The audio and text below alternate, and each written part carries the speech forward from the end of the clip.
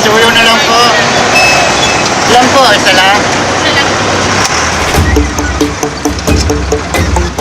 Sila ang binansagang hari ng kalsada. 8.9 milyong pasahero ang umaasa sa mga jeepney kada araw sa Metro Manila. Pero ngayon, naharap sila sa matinding pagsubok. Dahil na rin sa tila, walang plenong pagtaas ng presyo ng produktong petrolyo. Sa bilang mo ba ngayon sa kinita mo, mga magkano mauwi mo? 280 lang. Anong mararating yung 280 mo? Nasa ilong bigat. Gano'n. Maging ang ibang driver, ramdam din ang epekto nito. Hindi lang aray, ouch pa. Talagang masyadong mahal na. At may ilang tuluyan ang tumigil sa pasada. Lumilit ang kita nila, gawa ng sa gasolina na lang pumupunta. Dahil sa nangyayaring krisis sa krudo, mapipilitan na bang igarahe ng mga tsuper ang sasakyang kanilang pinapasada? Dito! Thank you!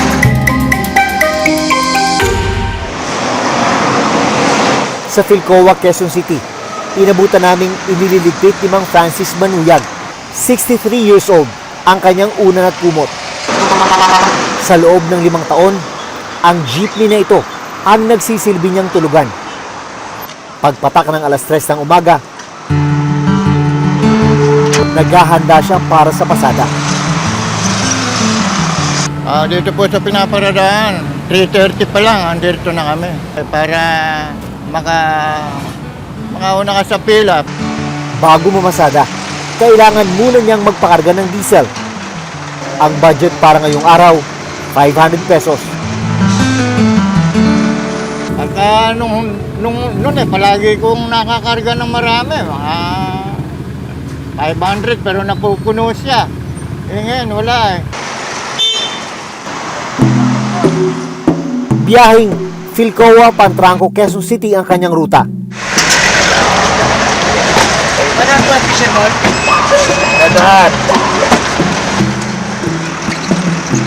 Sa pamambasada, naitaguyod ni Mang Francis ang kanyang 3 anak. Mahigit 10 taon nang patay ang kanyang asawa. Ilan po? Isa lang? Ito po.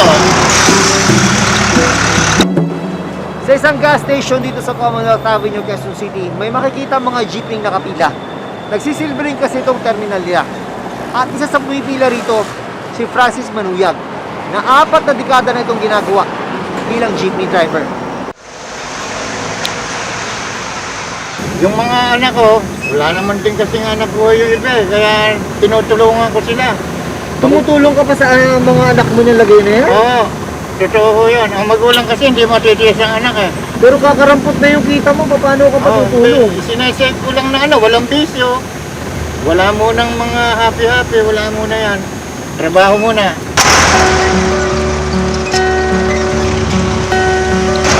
Suyo na lang po. Sa bilang mo ba ngayon sa kinita mo, mga magkano mauwi mo? 280 lang. Anong mararating ng 280 mo? Yun nga. Nasa ilong bigat, gano'n. Mag-ulam na lang na hindi ganong masarap. Napansin ko meron kang saging dyan. Eh yan eh, pang ko naman, pang ano ko yan pagka nagugutom ako. Kasi hindi ko naman kayang bumili ng tinapay. Ito kasi mura lang ito. 4 pesos lang ito eh. Mga ilang ganito, ito yung lagi mong ano. Oo, yan ang lagi kong dala-dala. Mas mabigat sa tiyan yan eh. Ito na raw ang pinakamahirap na dinanas niya bilang isang jeepney driver. Sa alaala mo, ito na ba pinakamatinding pagsubok bilang driver? Ito na sir. Kasi ang tagal kong hindi nakabiyahe, 2 taon halos. Buti nga nakabalik kami ngayon, kahit pa paano. Ang matinding pagsubok yung pandemic.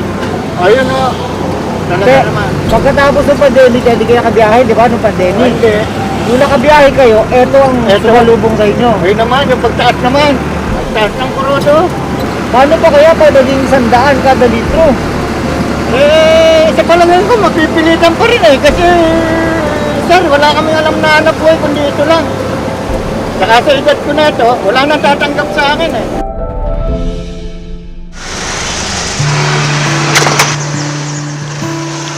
Pagpatak ng alas 12 ng tanghali, nananghalian muna si Mang Francis. Sa karinderyang ito siya dumidiskarte para makatipid. Kadalasan kong order dito, kalahati lang. Makalating na ulam, tsaka isa't kalating kanin para may karga yung sigmura kahit papano. Hindi yung dating mga kinakain na 2 ulam, wala na yon. Makalipas ang 9 na oras sa kalsada, gagarahin na si Mang Francis.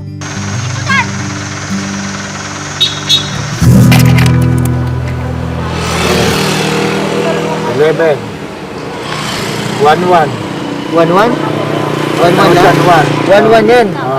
Tapos ito pa, Tapos yan, 1,300 ang kinita ko. 1,300 ang kinita mo.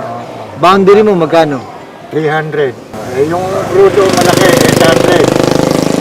800. Sumutotal 200 na tira sa'yo?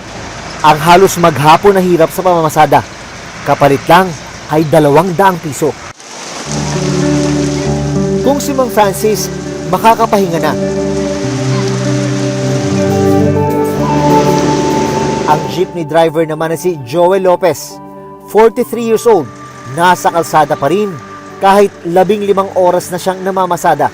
Kulang pa raw kasi ang boundary at kita niya sa araw na ito. Sinamahan ko siya sa pamamasada. Mga anong oras ka ba nag-uumpisa? Pag nakapila na ako ng alas 3, mga 4:30 na umaga, ako pa ako makalakad. Pag sa umaga kasi, sir, medyo mabilis. Nung gabing yon, mailap ang pasahero. Kaya nangangamba na siya kung makakaipon ng pang-boundary. Ito yung mapait na realidad sa kalsada. Rush hour ngayon, umaasa si Joel na marami siya makukuha pasahero. Pero tingnan nyo naman, napakabakante ng upuan. Walang pasahero, napakamahal ng crudo. At matapos ang higit 24 oras sa pamamasada, nag-uwi si Joel ng 500 pesos. 300 piso rito, pinambili ng bigas para sa kanyang asawa at 3 anak. Pinita ko 300 o 500, o yung 300, bilhin yung bigas. O yung 200, yun ang pang-ano ng ulam. Bukas, aalis ako, babiyahe ulit ako, yun ang matitira ulit nila yung 100. 2 sa 3 anak nila Joel ang babalik sa face-to-face classes. Iniisip ni Joel ngayon kung paano niya ito matutustusan. Kaya, mamayang madaling araw, sasabak siya ulit sa kalsada. Kung sina Francis at Joel, tuloy pa rin at lumalaban.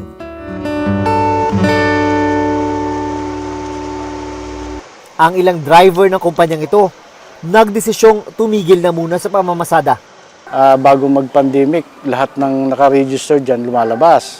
Kaso sa ngayon, yung 175 na naka-register dyan sa LTFRB, 40 to 50 na lang ang lumalabas. Siyempre, lumilit ang kita nila, gawa ng sa gasolina na lang pumupunta. Tapos yung dati niyang kinakargan ng gasolina na dati mga 1.4, 1.5 lang, mapatak na lang ngayon ng 3,000. Sabi ng Philippine National Taxi Operators Association, tinatayang nasa 12,000 taxi drivers ang tumigil na sa pamamasada dahil sa taas ng presyo ng produktong petrolyo. Bukod sa kanila, aabot din sa 26,000 na mga provincial bus driver ang gumarahe muna ayon sa Provincial Bus Operators Association of the Philippines.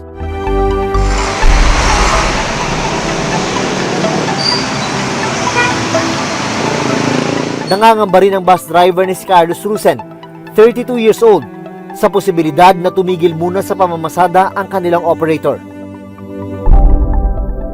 Baka hindi na po magpabiyahe yung mga may-ari ng bus. Kasi wala na nga kinikita yung bus. Kung kinikita lang ng bus, 2,000 lang araw-araw. Dati ang diesel namin, 5,000 lang. Kalahati mahigit yung nadagdag. Ang kita niya ngayon na 1,000 pesos kada biyahe, malayong malayo sa 3,000 pesos na take-home pay niya noon. Kulang po yun. Bigas lang, magkano na. Kulang pa. Hindi lang aray, ouch pa. Talagang masyadong mahal na. Ito lang hanap buhay namin. Kailangan pagtsagaan. Mula noong pumasok ang 2022, 24 na beses nang nagtaas ang presyo ng produktong petrolyo. Kung noong January 2022, nasa 64.58 pesos ang kada litro ng gasolina, ngayong June 2022, pumapalo na ito sa 88.33 pesos kada litro. Ang diesel naman na nasa 54.20 pesos kada litro noong Enero, mabibili na ito sa 88.15 pesos kada litro ngayong Hunyo. Sa ibang lugar, umabot na ito sa higit 90 pesos. Ano nga ba ang dahilan nito? Sa pandemic na to, bumagal na bumagal ang mundo, walang activity, walang gumagalaw, walang sasakyan, walang mga nagtatrabaho, puro sa bahay. So mga manufacturing companies, walang nangangailangan ng power. So itong demand na to nung tumaas at nung nagkaroon ng sudden surge pangangailangan, siyempre kukunti, nagmahal ngayon ang presyo. But what is worse right now is the Russian-Ukraine problem because Russia is exporting to the entire world around 5 million barrels a day. So imagine mo yun na nawala sa merkado. Dahil dito, may mga panukala ang pamahalaan para masolusyonan ito. Isa na rito, ang pagbuhay muli sa Oil Stabilization Fund. Kasi bago 1998, ang presyo ng oil regulated. At during that time, meron yung sistema sila na yung Oil Stabilization Fund.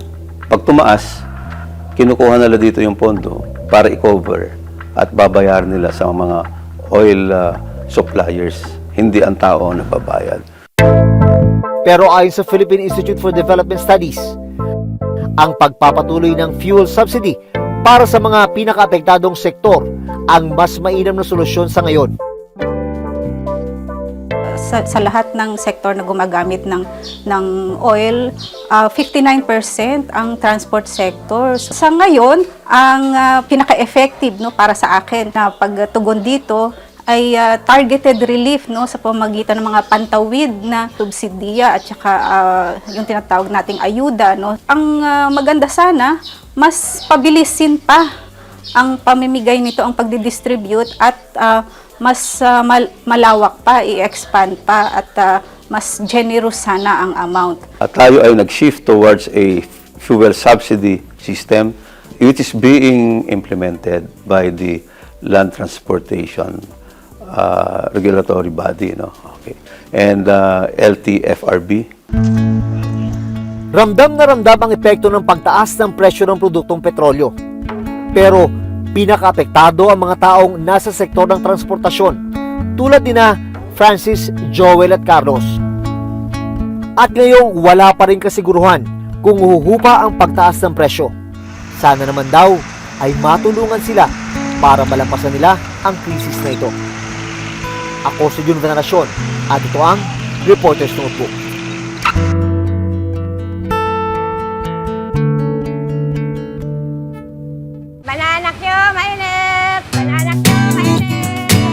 Matamis sa mga ngiti ni Nanay Concepcion Naglinaw o mas kilala sa tawag na Mamang, 82 years old, sa bawat bumibili sa kanya.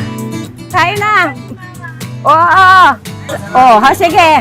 Ikaw kami, kuha daw.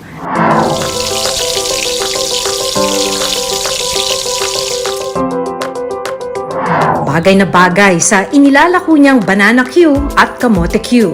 Banana Q, mainit! 65 taon nang nagtitinda dito sa Escolta si Mamang. Ay, banana Q, mainit! Pero ang kanyang matatamis na ngiti, unti-unting tumatabang dahil sa mahal na mga bilihin. Banana Q, mainit! Ay, banana Q, mainit! Lalo na ang pangunahing sangkap sa mga tinitinda niya, ang asukal.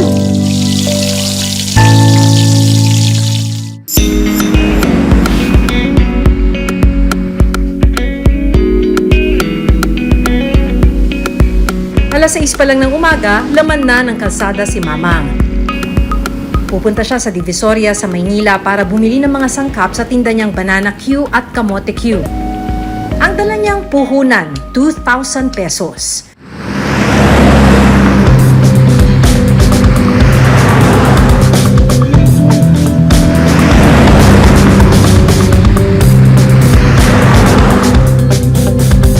Agad dumiretso si Mamang sa bilihan ng saging na saba at kamote.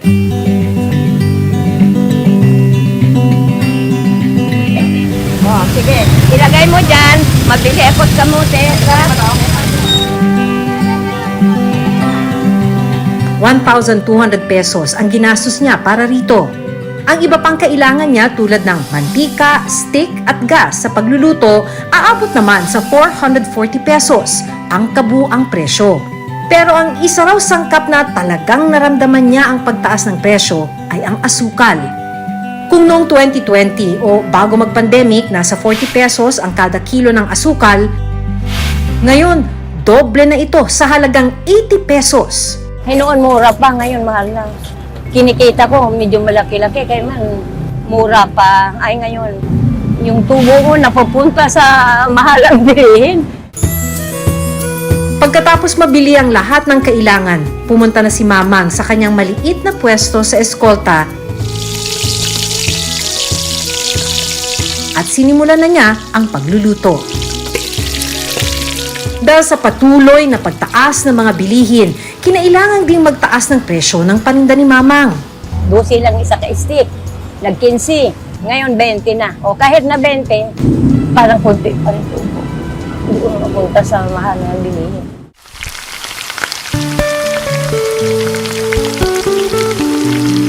Isang daang stick ng banana Q at ilang plastic ng kamote Q ang ilalako niya ngayong araw. Aba, masarap dito, mahangin-hangin. Banana kayo, mainit! Ang pagtitinda ang ipinantaguyot ni Mamang sa kanyang 6 na anak. 20 taon na ang nakararaan mula nang pumanaw ang kanyang asawa. Ay, banana kayo, mainit! Banana kayo! Tinutulungan naman daw siya ng mga anak pero gusto pa rin ni Mamang na kumita ng sariling pera. Nakapagpaaral ako ka mga anak ko. Siyempre, binabaunan mo sila. Kung minsan yan, ibayad mo sa tubig, bayad mo sa ilaw. Noon, mura pa ang hanap ang bilihin. Kahit pa paano, nakaipon ako ng pera. Kahit kubo-kubo lang yung bahay ko. May sarili akong bahay. Talagang binabalik-balikan daw ang paninda ni Mamang. Ayan ang original dito, titinda saging, maliliit pa kami. Napakasarap na! Hindi na po, hindi na banana kayo, mamang! Banana kayo, oh! Kahit tirik ang araw, wala siyang pagod sa paglalako. Nag-iipon daw kasi siya ngayon ng pambili ng bigas. Bunti lang yung kinikita mo. Ito yung iba para may ibili ka ng bigas. Ngayong araw, 500 pesos ang kinita ni Mamang mula sa 8 oras na pagtitinda. Ang kanyang hiling, sana naman bumabang presyo ng mga sangkap na ginagamit niya tulad na lang ng asukal. May kunting pera ka nga makikira.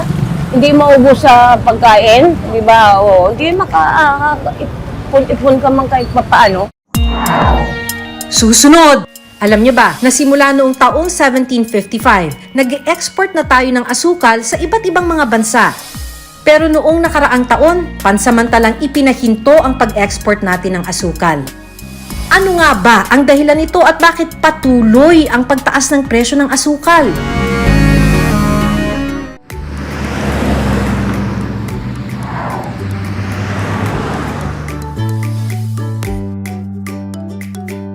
Tulad ni Mamang, pagbebenta rin ng pagkain tulad ng iba't ibang kakanin ang sumalba sa pamilya ni Charlene Eligwe, lalo na nung kasagsagan ng pandemya. Nung nagsimula po ako magkakanin nung nawalan na ho ako ng trabaho, nung nag-endo na po ako sa isang supermarket. Nagsimula lang ho ako sa paggawa ng puto hanggang sa nag-click na po siyang nag-click. Sabihin po natin sa isang araw kumikita ho ako ng mga 2,000. Pero ngayon, bagong pagsubok na naman ang hinaharap niya dahil sa pagtaas ng presyo ng mga sangkap na ginagamit niya sa paggawa ng kakanin, tulad ng sapin-sapin at puto. Ngayon ho, maswerte na lang kung may 500 nakita sa isang araw. Minsan po wala pa talaga. Kinailangan din niyang taasan ng konti ang kanyang presyo para tumubo sa pagtitinda. Tapos hindi ko naman po pwedeng bawasan yung paggamit ng asukal kasi masisira yung lasa ng paninda. So magiging kasirean ko siya sa tao. Online ang bentahan ng mga nilulutong kakanin ni Charlene. Ramdam na ramdam daw ni Charlene ang pagtumal ng benta ng kanyang mga produkto. Dahil na rin daw siguro sa pagtitipid ng mga mamimili. Humina na po talaga siya. Tsaka marami na rin hong kakumpetensya.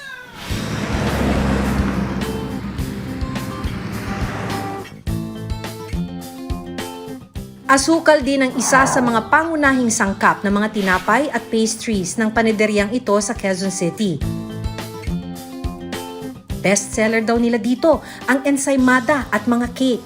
Ang asukal hindi pwedeng wala sa bakery, saka hindi pwedeng mahal. Pag walang asukal, walang lasa, di ba? Malaki raw ang epekto ng pagtaas ng presyo ng asukal para sa mga gaya nilang micro, small, and medium enterprises o MSMEs. 99.5% ng mga negosyo sa bansa kabilang sa MSMEs. Sigurado ako, libo-libong mga negosyo sa Pilipinas na nasa panaderya, nasa pagkain. Kami, maliit na bakery kami, yun ang pinakamasakit, ang mga tinatawag na micro and small enterprises. Alam niyo ba, na simula noong taong 1755, nag-export na tayo ng asukal sa iba't ibang mga bansa. Minsan na rin tayong naging top sugar producer sa Southeast Asia. Pero noong nakaraang taon, pansamantalang ipinahinto ang pag-export natin ng asukal. Kinailangan na rin nating mag-import ng asukal dahil sa pagbaba ng produksyon nito sa bansa. Ano nga ba ang dahilan nito at bakit patuloy ang pagtaas ng presyo ng asukal? Ayon sa Sugar Regulatory Administration, ang pagtaas ng presyo ay epekto pa rin ng pananalasa ng bagyong Odette sa Mindanao. Way back December, as you are aware, we had this Typhoon Odette. Because during the typhoon, there were 3 refineries that got damaged, 2 of which had major damages on their machineries, and 1, yung warehouse nila na damaged. So, hindi po sila makapag-refine at saka wala silang mapaglagyan. Katunayan, kung titignan ng datos, bumaba ang sugar production sa bansa sa nakalipas na taon. Kung noong crop year 2020 to 2021 ay nasa 2.1 million metric tons ang nagagawang asukal sa bansa, ngayong crop year 2021 to 2022 ay nasa 1.6 million metric tons na lang ito. Dahil dito, nagkulang talaga ang supply sa merkado. Ang nangyari, industrials or food companies, they had to buy whatever is available that was intended for the retail market. Kahit anong presyo, binili nila. So kaya nga, siyempre, yung mga market players natin, masyado taas ang demand. So kaya nga, lumobo yung presyo. Isa sa naging suhestyon ng SRA ay mag-angkat ng imported na asukal sa bansa. Posibleng mapababa raw nito ang presyo ng asukal sa merkado. Pero tutol dito ang ilang grupo ng mga magsasaka. Kapag dumami raw kasi ang imported sugar, posibleng maapektuhan ang ating local farmers. Pero ngayong taon, natuloy pa rin ang pag-import ng asukal ng Pilipinas. Sa 200,000 metric tons ng asukal na pinayagang i-import sa bansa, 80 metric tons na ng asukal ang dumating. Asahan daw na bababa ang presyo nito sa mga susunod na buwan. Banana Q, mainit! Malaki ang epekto ng pagtaas ng presyo ng mga pangunahing bilihin sa mga maliliit na negosyo. Ang kakarampot nakita nila noon, mas lalo pang lumiit. Sa kabila nito, hindi raw titigil sina Mamang at Charlene. Tulad ng mga nakilala naming jeepney drivers na sina Mang Francis at Joel, umaasa sila na bababa ang presyo ng mga kailangan nila at malalagpasan nila ang krisis na ito. Ako si Maki Pulido at ito ang Reporter's Notebook. Ay, banana Q, mainit!